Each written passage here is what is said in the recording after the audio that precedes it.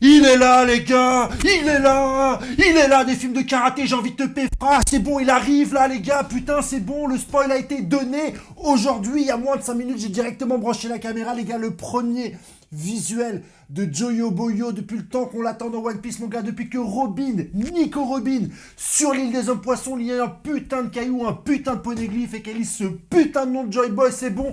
On l'a. C'est Luffy, mon gars. Spoil. Tu l'auras entendu la première fois sur la chaîne de Henrik21, mon gars. Abonne-toi, follow, like, Twitter, YouTube, Insta, TikTok, MSN.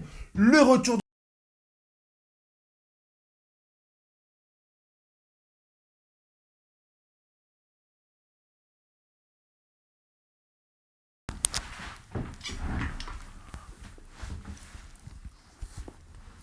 Cette vidéo est peut-être un peu violente dans son introduction, quelques insultes.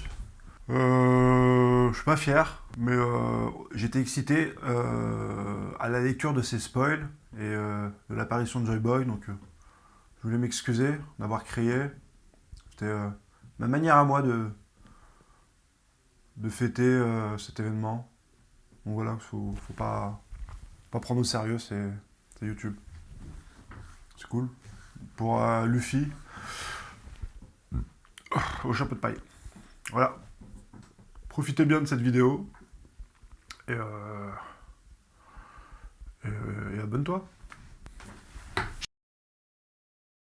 De Joy Boy dans One Piece, les gars, c'est dans le chapitre 1043 de One Piece. On va en parler aujourd'hui, les gars. J'ai envie de me péta, j'ai envie d'aller sur Onigashima et de vous le dire, les gars.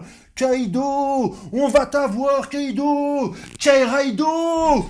Putain, les gars, super chapitre, très certainement l'un des chapitres les plus intéressants de One Piece en 2022, en 2021, partout où tu veux.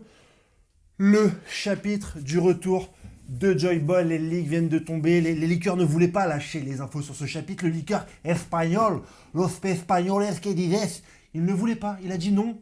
Moi, liqueur, je ne donne pas les leaks cette semaine. Je suis choqué, j'ai pas envie, j'ai envie de vous laisser dans la mouise. Je ne peux pas leaker. Il a dit comme ça, je ne peux pas. Yeah, no se belto les leakers.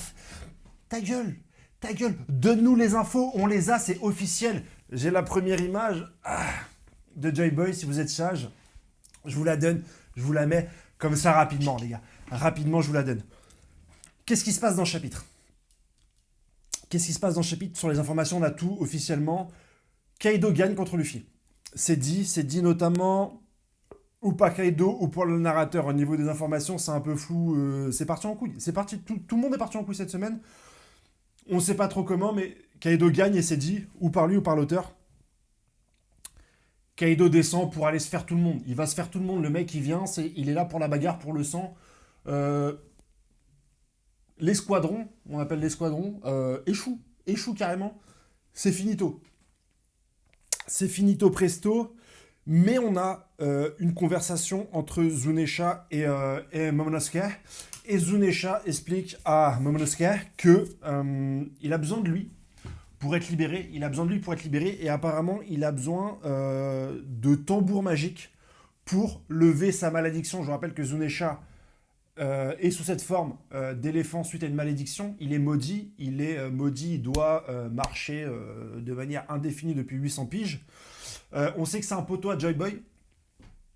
Et moi, j'avais dit il y a quelques temps, aux alentours du chapitre 1037, quand Zunesha est apparu, que la levée de la malédiction de Zunesha allait se faire sur Wano Kuni. Je l'ai dit, personne n'a capté. Je rentre pas mal de choses en théorie, tu vois. Je rentre énormément de choses en théorie, et celle-là, je l'avais sortie. Et il se trouve que Zunesha demande à Momonosuke de l'aide pour le libérer, et notamment à travers ces 3 tambours qui se trouveraient normalement sur Wano Kuni. Zunesha va potentiellement reprendre une forme humaine. Déjà, juste ça, c'est un truc de ouf.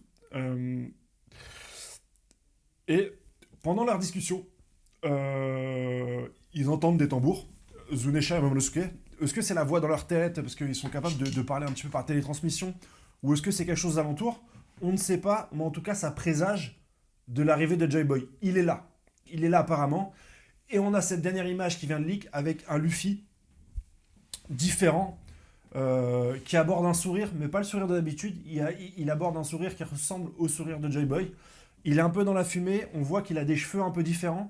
C'est une nouvelle forme très certainement de Luffy. Est-ce que c'est Luffy? Est-ce que c'est Joy Boy? Est-ce que Luffy se transforme en Joy Boy et Joy Boy est un état, est une transformation? Ou est-ce que Luffy devient complètement Joy Boy? C'est un truc de ouf. On ne sait pas, on n'aura pas plus d'informations parce qu'apparemment c'est la dernière case du chapitre où on voit Luffy sourire et se transformer, donc Luffy revient à la vie. Luffy a perdu, c'est Joy Boy qui vient là. C'est Joy Boy qui arrive. Est-ce que Joy Boy va mettre KO Kaido? Est-ce que ce chant de tambour va permettre à Zunesha de se transformer en la personne qu'il était avant que Joy Boy le maudisse? Pourquoi Joy Boy l'a maudit? Énormément de choses qui arrivent directement dans ce chapitre. Moi, j'ai ma grosse théorie qui est là-dessus. On me prenait pour un zinzin encore il y a quelques mois quand j'en parlais dans mes lives, où j'avais pris le temps d'expliquer que, à mon avis, c'est grâce à ces tambours-là que Luffy slash Joy Boy va se débarrasser de Kaido. À mon avis, Luffy slash Joy Boy va maudire Kaido et Kaido va se transformer en dragon géant éveillé. Il va perdre sa conscience. Comme les Zoans éveillés, on l'a vu depuis Impel Down, les Zoans éveillés perdent leur conscience, les gars, les gardes d'Impel Down sont des Zoans, ils sont complètement gogol. C'est des STG, STMG. Je suis en STG aussi, donc j'ai le droit de vanner les STMG. Zunesha, on nous introduit la malédiction de Zunesha depuis avant World Cake Island. Et Oda est quelqu'un de très précis. Oda nous a mis ces éléments-là, de World Cake Island. Il nous a dit, les gars, Zunesha a été maudit. On apprend ensuite que Zunesha arrive sur Wano. On apprend que Wano doit fermer les frontières. Pourquoi est-ce que les frontières de Wano étaient fermées? Très certainement pour éviter à Zunesha de redevenir humain.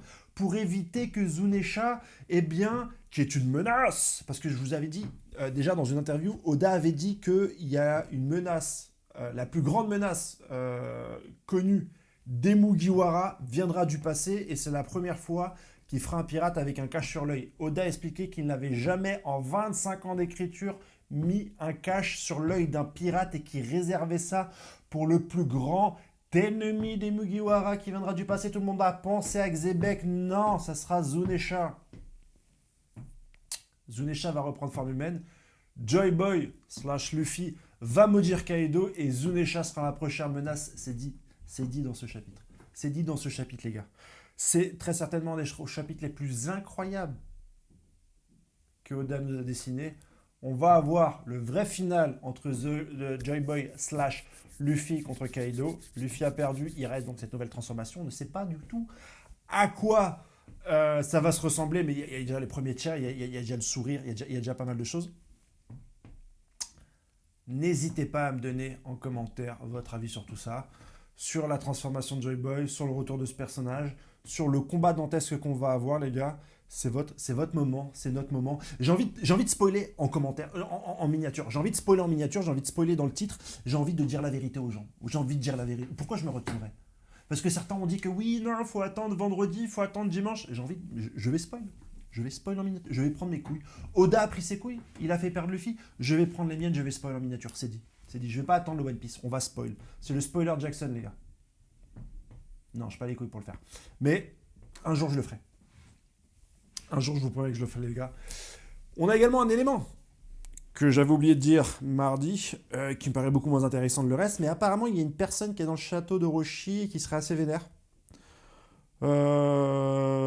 Pourquoi, je ne sais pas, mais elle serait assez vénère. On ne nous a pas donné l'identité de cette personne.